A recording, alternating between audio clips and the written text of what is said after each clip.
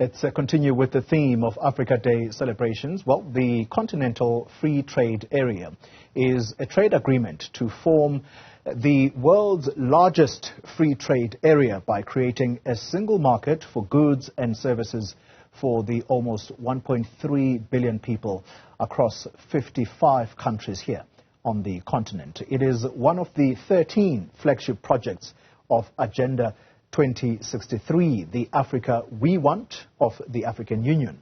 Well, as we observe Africa Day today, we look at the opportunities that the pact brings and indeed the associated risks created by the continent's poor infrastructure. We speak now to a senior economist at the Export Credit Insurance Corporation, Sindiso Ndlovu, speaks to us now. Sindiso, good morning to you and thank you for your time. Let's start with what it is that the Export Credit Insurance Corporation does exactly. Good morning, Xoli. The ECIC is a state-owned company, and our mandate is to ensure export transactions as well as investment that South Africans make across the continent. So in a nutshell, that is what the Export Credit Insurance Corporation does. So in our portfolio, we obviously look at various projects on the continent, and we offer political as well as commercial risk insurance just to assure investors as well as exporters from South Africa that are expanding into the continent. So we are there to give that added assurance that the continent is open for business and that with our support as well as our cover, they can go and venture into these markets that are offered by the African Continental Free Trade Area. So let's talk about those opportunities that are being created by the Africa or African Continental Free Trade Area. What projects are currently being pursued? Thank you.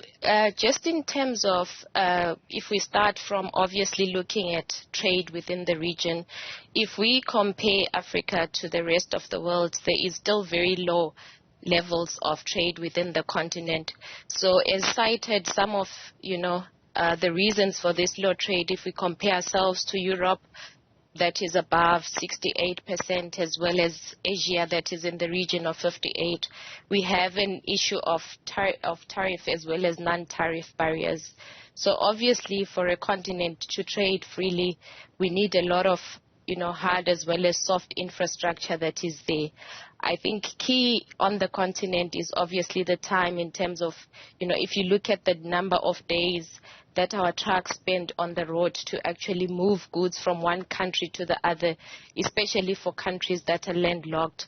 So the projects and the opportunities that are obviously there, we have, as the ECIC, we have covered the Bait Bridge refurbishment post. That is one of the busiest ports in Africa that actually operates throughout the day. It does not close. So the kind of projects that we look at is obviously port developments. We also look at road infrastructure that is there, because without the hard infrastructure to support, projects, then moving goods across the continent still becomes a challenge. So some of the projects that we support, particularly on the African Continental Free Trade Area, have to do with movement of goods across the continent. And we, in our portfolio, as well as the inquiries that we have a whole suite, because remember, when we talk trade, we're also talking industrialization. So we're also supporting some electricity projects on the continent, because we have to look at this as a holistic solution. You can't just move goods to market, you also have to manufacture.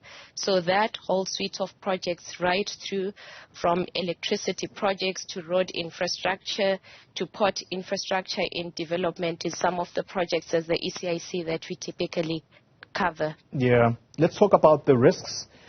You've already spoken about the barriers to trade, whether it be the tariffs or indeed infrastructure that is not conducive for the movement of goods. The risks now associated with making sure that trade between the African countries does develop with speed. What are some of the risks associated there?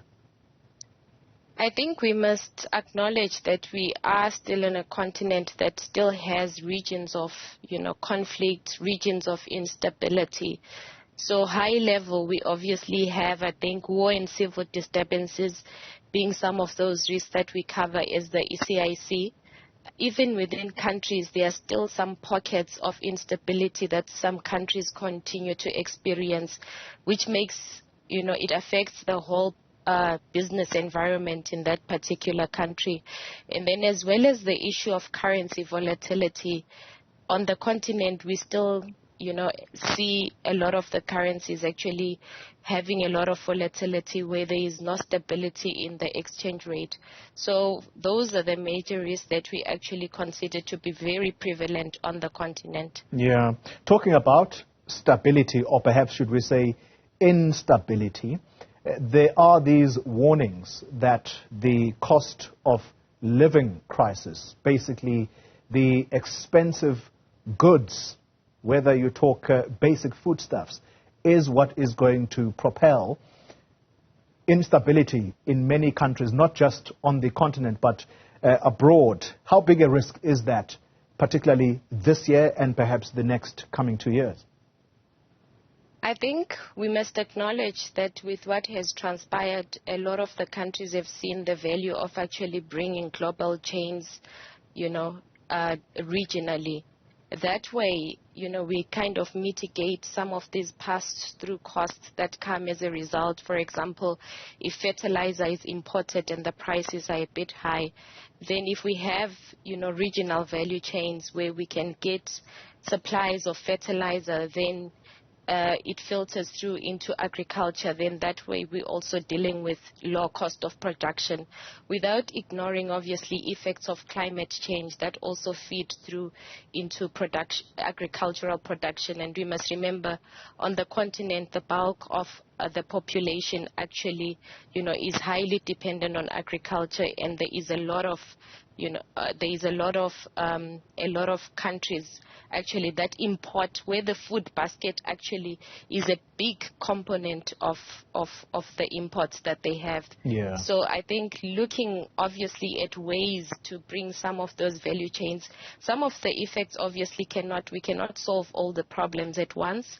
But if we apply an approach where, we look at grassroots in terms of how the sector can be supported, as well as climate proofing agricultural issues, so that, production can obviously be boosted and we can mitigate some of those. The risk will continue, obviously, because we cannot solve some of these problems. But I think the whole issue is obviously, dialoguing. I mean, there are some things that governments can do. In some countries, there are subsidies, but in light of some of the issues that are also there on the continent, even those subsidies are coming at big cost to the government that are facing multiple challenges. So I think the issue is obviously maybe trying to address some of these problems at grassroots level, where we try and see how agricultural production can be improved so that we reduce obviously the import basket, and with the food component, becoming smaller. Yeah. That will also, I think, be an enabler for some of the countries and deal with the issue of the rising cost of food prices. Sindiso Ndlovu, thank you very much for your time and insight here. She is a senior economist at the Export Credit Insurance Corporation.